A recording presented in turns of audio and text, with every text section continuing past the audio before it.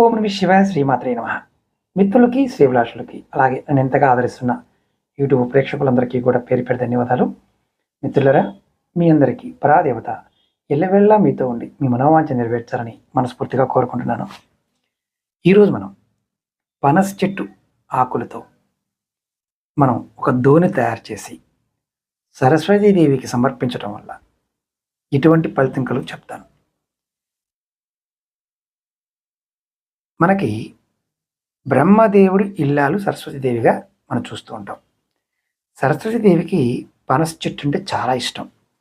దానికి కారణం పనస చెట్టు కాండం ద్వారా వీణ, మృదంగం, కంజర ఇలాంటి వాయిద్య పరికరాలు తయారు చేస్తారు. సంతానోత్పత్తికి ఎంతో మూలాధారమైన ఈ పనస చెట్టు ఆకుల్ని దోణిలుగా చేసి దానిలో తెల్లని పాయసం పెట్టి పరీక్షకి వెళ్ళే రోజుల్లో చిన్నారుల చేత దేవత ముందు పెట్టిస్తారు. పెట్టించి సరస్వతీదేవి మంత్రాన్ని ఒక 11 సార్లు అనుకోమని చెప్తారు.